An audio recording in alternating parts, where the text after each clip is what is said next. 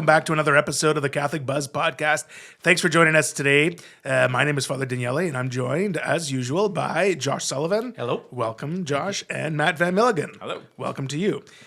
We are in the Easter season, of course, but last week we received the news that spread pretty fast of the death of Pope Francis, and so that happened early Easter Monday morning. So the news kind of spread quickly that day, just after the day after we celebrated the resurrection, that our Holy Father had been called home to the Lord. And so since that time, there's been lots that's already happened, right? So first there was a period of, trying to just absorb the news that the Holy Father has died. Of course, we knew that he was suffering from some difficult health difficulties. He's been in the hospital for a number of weeks. He was released from the hospital. All these things. This is dating back to like February of this year that he had been admitted into the hospital. And then I remember one day in February, there was sort of breaking news that the Pope was not doing well. And so the media was sort of converging on Rome back then in February. And then a number of weeks later, released from the hospital. And sort of some beautiful images on Easter Sunday where the Pope addressed people. He told everyone, Buona Pasqua, Happy Easter. And then he took a ride through the square, through the crowds, we didn't know that it was his last time doing it. Certainly when I saw it, I thought very admirable because with all due respect, it did not look well. No. And still mustered up the strength to go into the square and say goodbye to people, wave goodbye. And I love the fact that if he's going to die around the season, he has the best day Easter Monday. You know what I mean? Because if he would have died on Holy Thursday, Good Friday, Holy Saturday, or even Easter Sunday, any one of those days, it would have been like the media and everything else. Church wouldn't have been able to celebrate the properly because it would be about everyone would be talking about Easter or Good Friday or the celebration of the season. They would be talking about Pope Francis. But then on Easter Monday, having him pass, now, we're still celebrating Easter, but we can celebrate his life, knowing about the resurrection, knowing about it was fitting that he died right after. During the Easter octave. Yeah, it really was. He's not the first pope to die in recent memory during the Easter octave. Of course, John Paul II in 2005 died during the Easter octave.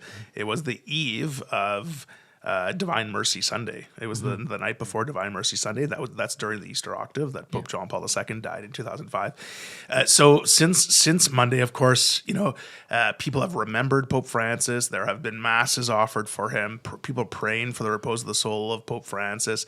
Cardinals kind of converging. People converging on Rome because last weekend was to be the canonization of Blessed Carlo Acutis. That was obviously postponed because of the death of Pope Francis. So you have all these Jubilee tourist pilgrims in Rome, and they were able to be in attendance for the Pope's funeral last Saturday. And some really beautiful scenes of the Pope's funeral. You had dignitaries there, you had bishops and priests and cardinals, and then 250,000 people, I think, attended the funeral, and you could see the images of people filling St. Peter's Square. And then moving for me was because Pope Francis was buried in the Church of St. Maria Maggiore, 4 kilometers away from St. Peter's Basilica, and this final ride of them transporting his body to the Church of St. Maria Maggiore, and just the streets lined with people the whole way, like the whole way. It was just so really beautiful. And of course, a Pope's funeral always brings out everyone from all over. There's not just powerful scenes of the Pope's funeral. There's powerful scenes of reconciliation. There's powerful scenes of people coming together. The viral photo there of President Donald Trump and Zelensky from Ukraine sitting together at this funeral talking about things. So these things happen when the Vicar of Christ, when the successor of St. Peter dies and people are gather around, right? So it's a really beautiful thing. And so now we're in the middle of a period of mourning. It's 9 days of mourning from the day of the Pope's funeral until May 4th. And so we're going to take this episode, to remember Pope Francis, to speak a little bit about his pontificate and how he will be remembered.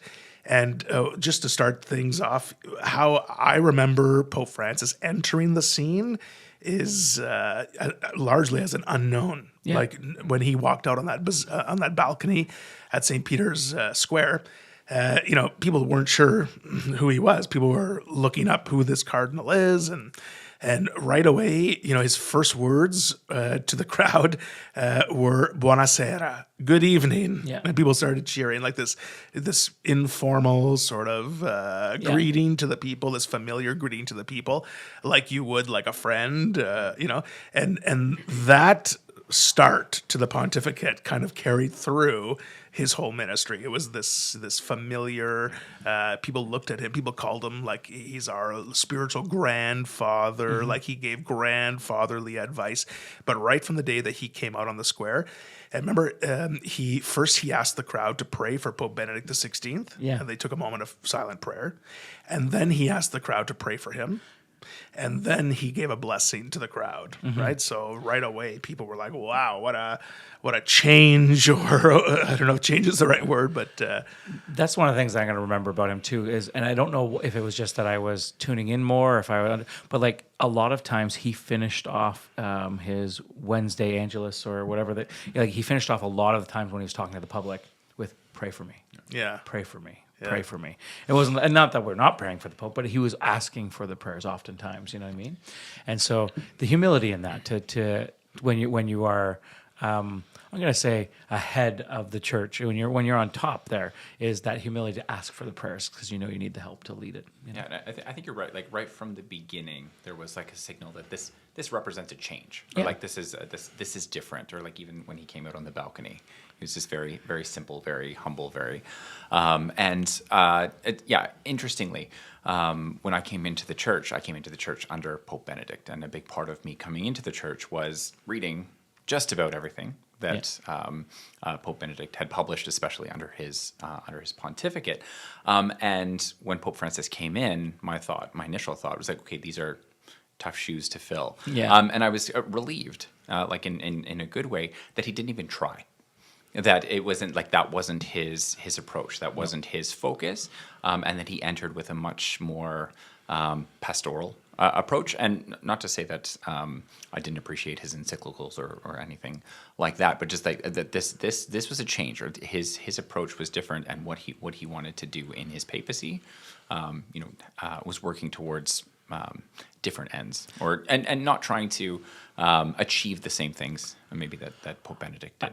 I feel like he throughout his entire papacy, he focused a lot on relationship. And what I mean by that is relationship with, like, our relationship with God, our relationship with each other, our relationship with the world, our relationship with the earth, in environmental reasons and everything else. But a lot of that was a focus for him. So he focused a lot on relationship and how we're supposed to have relationship, or have and specifically even relationship within the church itself, how the dicasteries and rearranging some of that kind of stuff, and how it was supposed to work, and the synod on synodality, understanding that this is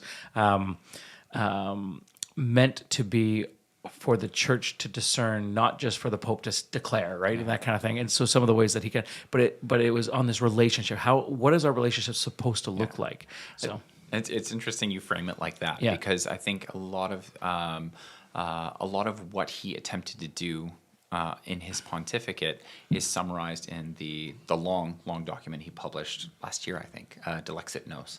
That just like, and the whole thrust of that is like the theme of his papacy. It's like we are to see the world through the eyes of Christ, and like sometimes we can be distracted by and overdependent on institutions and structures and these types of things. But like really, our goal is to emulate Christ, and to that informs all of our theology, all of our our social teaching. So like a lot of people who took issue with some of his early encyclicals, are kind of saying like at this point, maybe you should have published that first. That gives the framework, or that gives kind of everything else. Yes, for like what he was driving at in all of these other documents.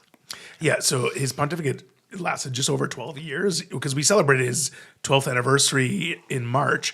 And so you had a number of different things about Pope Francis that caught people's eye, right? So first was his approach, his smile. You often saw him laughing and greeting people. There's powerful images of him, hugging people with sort of physical deformities and physical ailments and things. So you saw this really side of Jesus in him, and this loving side to him. And then you saw in his writings this care of bringing sort of the church to people, right? And his focus on reaching out to the peripheries as one of his famous lines, right? Reaching out to the peripheries and to reaching out to people who wouldn't necessarily see themselves have a role inside the church, right? So you saw this under the Francis pontificate. You also saw, like Matt, you mentioned, when he released some of these encyclicals, people had big question marks about like, what is the Pope trying to say here, right? And people sort of challenging Pope Francis on some of the things that he was writing and some of the things he was saying. You often saw also in Pope Francis, he made himself available to the media a lot more. And so oftentimes he would have these off-the-cuff interviews on the back of an airplane with the media. And, the media people would talk about their own relationship with Pope Francis, that he would call them sometimes and go greet people. And he would have these impromptu interviews on the plane, which would often make the headlines, like he would be visiting places and speaking in front of crowds of thousands and thousands and thousands of people. And the headline would be something that he said on the plane. Yeah. And people would be asking him these sort of questions. And one of the things that I think was difficult in the pontificate of Pope Francis was that oftentimes little snippets of what he had said were made into headlines. And so people began to know the Pope through headlines and not necessarily what he was saying exactly. When I say that, I'm sure people listening at home or watching today, some headlines are coming to your head that that Pope Francis said. And when you actually go back and look at what he said, that headline wasn't fair. It wasn't really the fruit of what he said, right? And so this was a problem that I think clouded the pontificate of Pope Francis, and people questioned why he would not clarify, why he wouldn't clarify these instances where people would say, well, Pope Francis said this, And really interesting now, this week, especially since the death of Pope Francis, you see, because lots of people are writing their memorials, right? They're writing their memorials. This is what I remember about Pope Francis, and this is what I've noticed is, sure, you have bishops and priests and cardinals giving interviews about Pope Francis, but you have a lot of people who aren't even Catholic or fallen away Catholics who say, like, this was a pope, like this was our favorite pope, and this was, and they would like have images of him online with these quotes that sometimes were taken out of context, right? And this is the pope that did so much for this group and that group and whatever it was. So you see this like conundrum that was in the pontificate of Pope Francis, because while he was often misquoted and these things made headlines for the wrong reasons, he reached an audience of people that maybe other popes would not have reached, right? Exactly. And so people who weren't Catholic or weren't even people who you would think weren't interested in hearing what a pope has to say were moved and shared, some of the things he said. Ultimately, people will criticize on one side or the other. With any leader, with any spiritual father, there's always criticism. But I think at the heart of what Pope Francis was doing was trying to expose the church to as many different people as possible, and I think one of the criticisms that, among many, I think that he faced was people were saying, well, it's that's a great step to expose the church to everyone. But it's not far enough. Like part of exposing the church to people is to bring them to Christ, right? And so people are happy with what he said, but not necessarily being introduced to Jesus. Right? But I think, see, he formed the dicastery of evangelization. So that was very much on the forefront of his mind and his ministry and everything else, was to form this, to bring the church back to its original purpose, which is evangelization. Like, we're not here just to sit here. We're here to do work and bring other people closer to Jesus. But I think one of the things that he got right on the nose, and this is the part that I think people are like, well, he didn't, I don't know. He didn't bring people to Jesus necessarily, but one of the things he did was you can't stand on a soapbox and just expect people to turn. He went and he talked to people at the level that they were at, and so he was able to, and like you said, like he had the image of a grandfather or that kind of thing, and because we're comfortable with that image, right? And that image is like someone who could be in your home, whereas in other popes before him might not have had the same type of image, that they were the pope, you know what I mean? But he was like the grandfather, so he formed a relationship with the world or with the people that felt like you could sit down and chat with, that you could like. I honestly feel like if I could speak Italian, or if I could speak, if he could speak English well enough to have a nice, good, big conversation, he would easily fit in at around my supper table. You know what I mean? And that was kind of one of those things that he brought. But that's the key to evangelization. When we're talking about evangelization, it's not about turn or burn. It's not about you need to be baptized now, you're going to hell, because that doesn't work. Evangelization is about forming a relationship with the person and then showing that relationship, like having them want to have the same relationship you have with Jesus. Not that you're not supposed to do anything. You are supposed to evangelize. You're supposed to bring Jesus to them. But I think that Pope Francis was doing that. And in a worldly way, he was bringing the whole world with him along that. Yeah, and I see. So, like, we have the last 12 years of his pontificate to look back and to reflect. Okay, this is what he did. These are the documents that he released. These are like his personal acts that actually embody the things that he teaches. But I think will actually be a long time in actually kind of witnessing his impact on the church. So I think, and even I started in this theme. I think a lot of people want to contrast Pope Francis to previous popes, but and we've talked about in previous episodes, like Pope Francis is the first one who's had to contend with social media and the 24-hour news cycle and like the bad actors in kind of misrepresentation and just like headline. Clickbait. Exactly. Kind of the clickbaity approach to news that I think there's actually a real continuity between Pope Benedict and JP2 as well, and all right back to Vatican II and what Pope Francis is doing. So we said earlier that like his emphasis wasn't on precise theology. He didn't respond to a lot of the requests for clarification, and I think like in charity we can say like because Pope Benedict did that really, really well. He did that success. Like we have good theology. Yeah. Like this is pretty firmly established. We need to bring that to people, and I think again we'll see the impact of that in coming decades. Like and a lot of people want to focus on kind of the headliney things about like this is what he did. This is I read all of the kind of major encyclicals that have been released under his pontificate for about a year and a half. I listened to English versions of his daily homilies. It was like and like the kind of contrast between this is how the media is presenting him and how orthodox and theologically sound he actually is. Yeah. And like so, I having a good understanding of that as well as seeing the ways that he was actively going out to the periphery, like the quirky ways that he kind of was not the Pope you would expect, like the going out and talking to people, like going off script and going to greet people that his security detail doesn't want him leaving.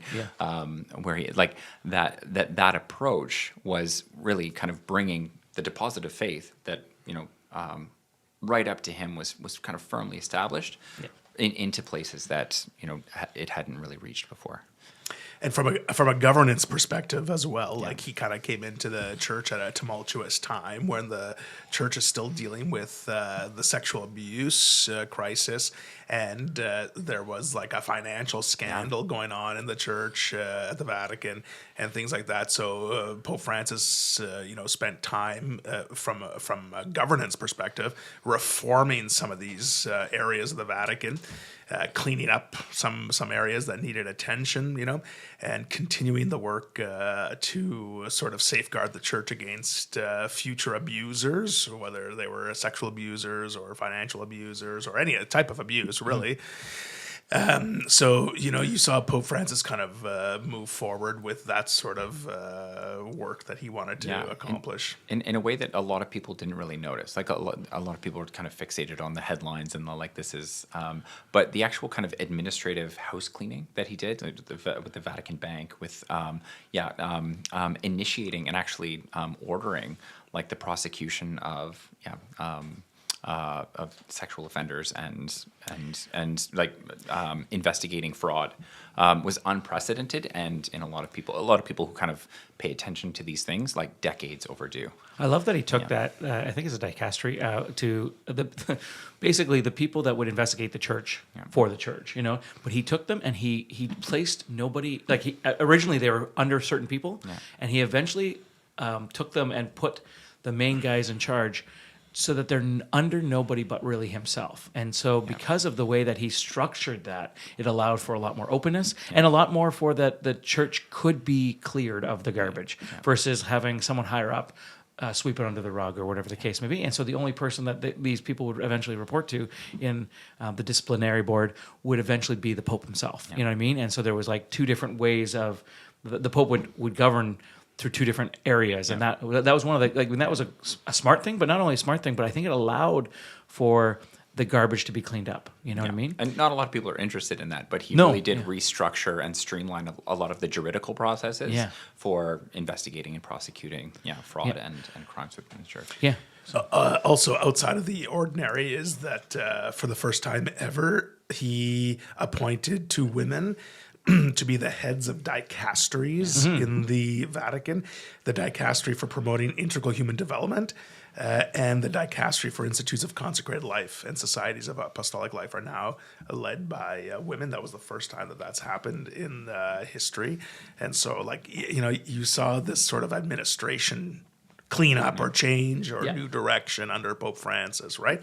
And of course, then there's the appointing of cardinals. Yes, right. So the appointing of cardinals that kind of are going to be shaping our church. The face of cardinals is spread throughout the entire world, right? So he's naming cardinals in places that you wouldn't think would traditionally have a cardinal.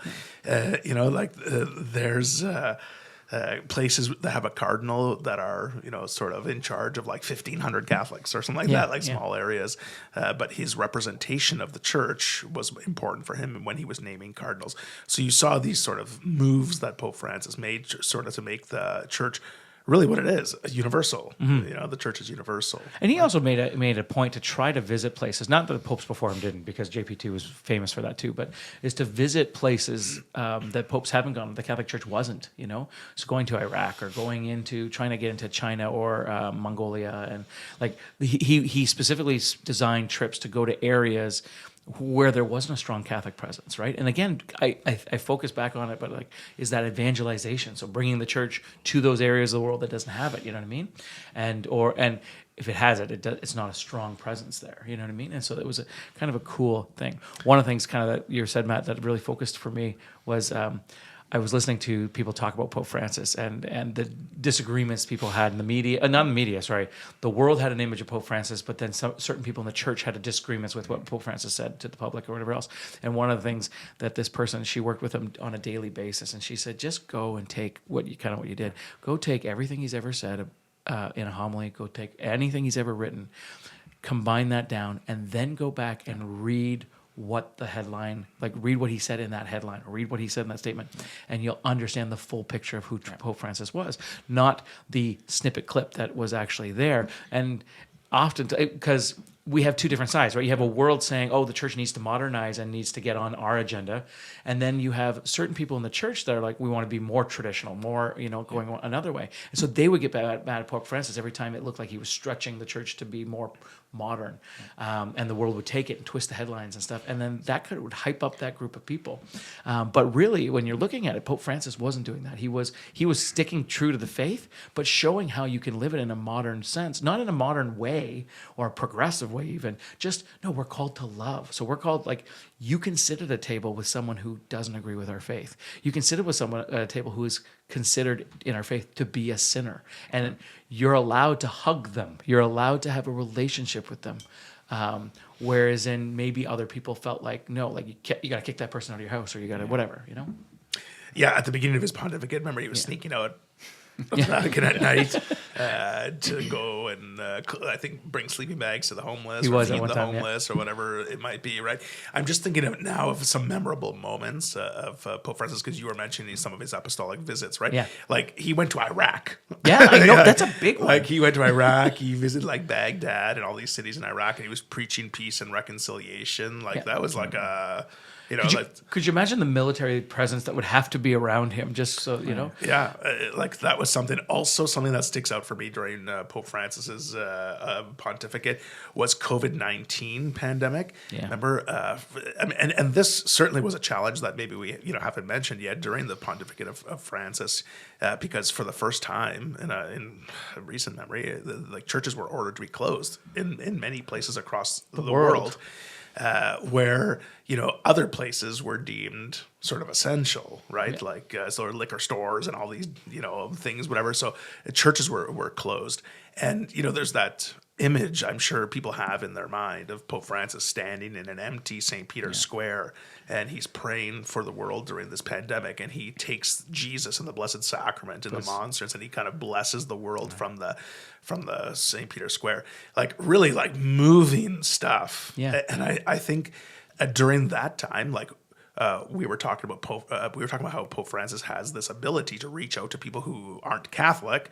This was one of those moments. Like everyone saw this image of Pope Francis in the middle of St. Peter's Square, empty, raining, and he's blessing the world. He's praying for the world, and like people who have nothing to do because everything shut down are like watching these images of the Pope, and they, like it was nighttime. It was really beautiful. Well, and not only that, but it wasn't like they were following the same rules to a degree. You could image that image. Also, not only was a pastor at his church alone, praying for his sheep. You know what I mean? Praying but also asking them to join him in prayer for it. So it was kind of a cool.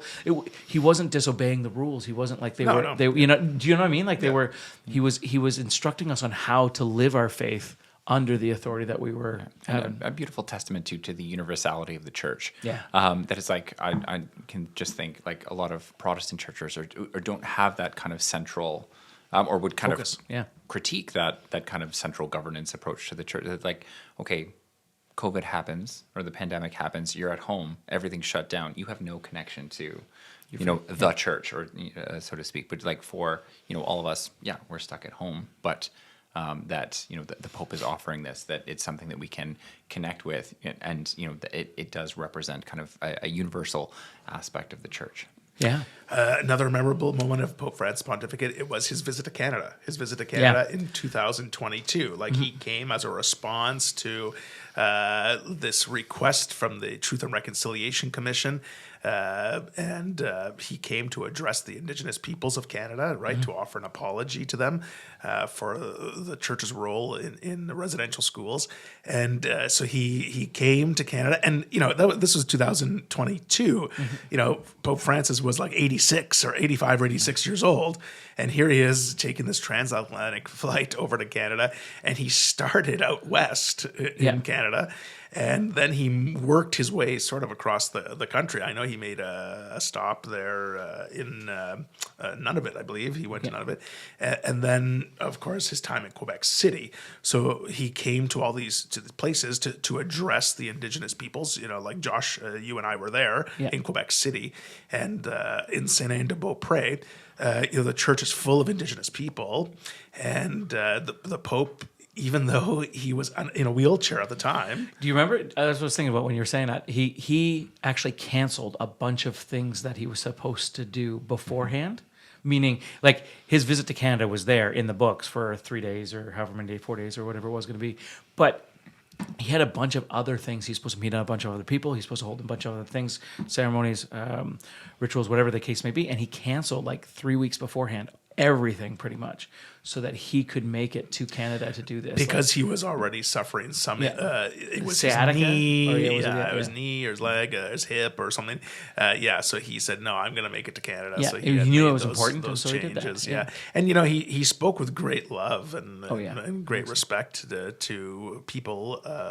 And it was a really moving time. You hear people, both Indigenous and non-Indigenous people in Canada during the Pope's visit being moved by some of the images that they saw. One of the things that went very, very viral at the time of his visit, and since he died last Monday, was this image in St. Anne de Beaupré where this Indigenous woman brought her child or grandchild to sit on the Pope's lap, and the child had some physical handicaps, where his face was quite deformed, and the Pope just grabbed this child, big kiss on the face, and held this child. So very moving images from that visit to Canada, and he wanted to do his part to reconcile. This is one of the major themes of Pope Francis's pontificate, is that of mercy, right?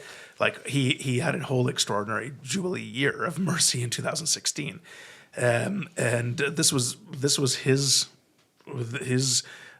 modus operandi. He wanted people to know the mercy of God. He wanted people to know that there's room for people in the church. He wanted them to know that God forgives, and there's always an opportunity for people to return to God. And so that was something that I think that was evident right through the entire 12 years of his pontificate. My favorite still, and we've talked about it, I think, on the show before, my favorite snippet from the news was early on in his papacy, but it was the "all dogs go to heaven" comment on the that's what it turned into. That's not what he said.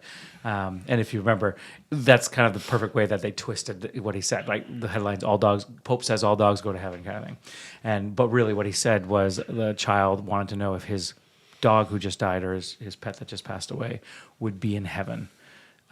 Would he see him in heaven and stuff? And Pope Francis's answer was, everything you need in heaven will be in heaven. So if you need your pet in heaven, like it wasn't your dog will be in heaven. Yeah. He's not promising. He's saying in line with the faith, whatever you need in heaven will be in heaven for you. Like you'll need everything. Heaven will fulfill all your desires, which is what our faith teaches.